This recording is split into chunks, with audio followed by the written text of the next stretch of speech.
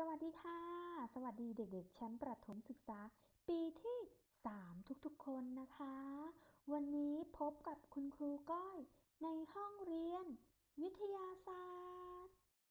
วันนี้คุณครูก้อยจะพาเด็กๆไปทบทวนบทเรียนเรื่องวัฏจักรชีวิตของสัตว์ค่ะ เด็กๆยังจำได้กันหรือเปล่าคะว่าสัตว์แต่ละชนิดมีการเจริญเติบโตจนเป็นตัวเต็มวัยได้อย่างไรคะและวัฏจักรชีวิตของสัตว์แต่ละชนิดมีลักษณะเหมือนกันหรือไม่อย่างไรงั้นเราไปเรียนรู้กันเลยค่ะ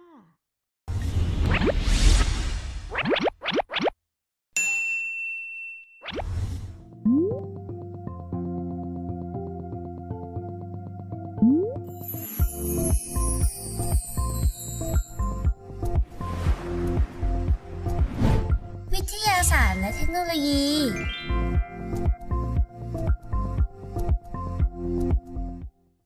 วัฏจักรชีวิตของสัตว์ วัฏจักรชีวิตของสัตว์หมายถึงขั้นตอนการเจริญเติบโตของสัตว์ตั้งแต่ตัวอ่อนไปเป็นตัวเต็มวัยเหมือนพ่อแม่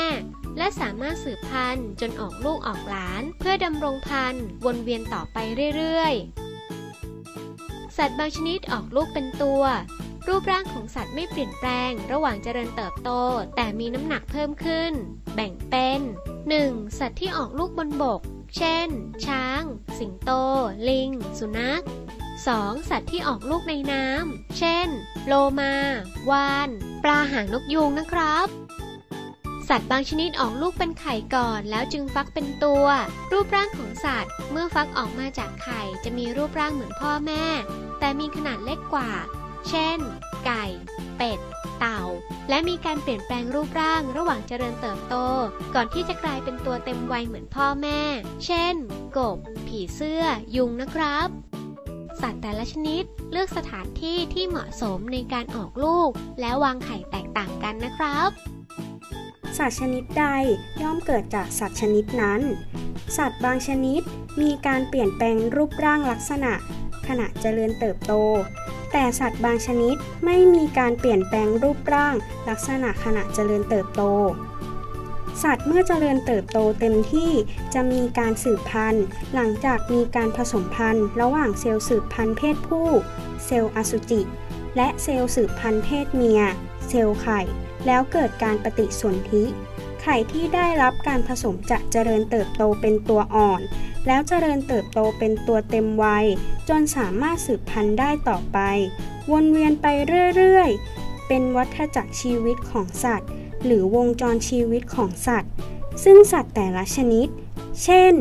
ผีเสื้อกบไก่จะมีวัฏจักรชีวิตที่เฉพาะและแตกต่างกันเป็นอย่างไรกันบ้างคะเด็กๆจากคลิปวิดีโอที่เด็กๆได้ดูไปเด็กๆเข้าใจกันบ้างไหมคะงั้นเรามาสรุปพร้อมๆกันค่ะเราสามารถแบ่งวัฏจักรชีวิตของสัตว์ตามลักษณะการออกลูกได้เป็น2แบบก็คือ 1. สัตว์ที่ออกลูกเป็นไข่และสัตว์ที่ออกลูกเป็นตัวแล้วเด็กๆรู้ไหมคะว่าสัตว์ที่ออกลูกเป็นไข่มีวัฏจักรชีวิตกี่ระยะและได้แก่สัตว์อะไรบ้างคะเก่งมากเลยค่ะวัฏจักรชีวิตของสัตว์ที่ออกลูกเป็นไข่จะมีวัฏจักรชีวิต3ระยะและวัฏจักรชีวิต4ระยะวัฏจักรชีวิต3ระยะก็ได้แก่ไก่และวัฏจักรชีวิตที่มี4ระยะก็ได้แก่ผีเสื้อค่ะสำหรับวัฏจักรชีวิตของสัตว์ที่ออกลูกเป็นตัวก็จะมีอยู่2ระยะเช่นสัตว์ที่เลี้ยงลูกด้วยน้ำนมได้แก่สุนัขแมวช้างและปลาบางชนิดค่ะเป็นอย่างไรกันบ้างคะเด็กๆไม่ยากเลยใช่ไหมคะเด็กๆอย่าลืมไปทบทวนบทเรียนนะคะสำหรับคลิปวิดีโอนี้คุณครูก้อยก็ขอจบเพียงเท่านี้ค่ะแล้วเจอกันใหม่คลิปหน้าค่ะสวัสดีค่ะ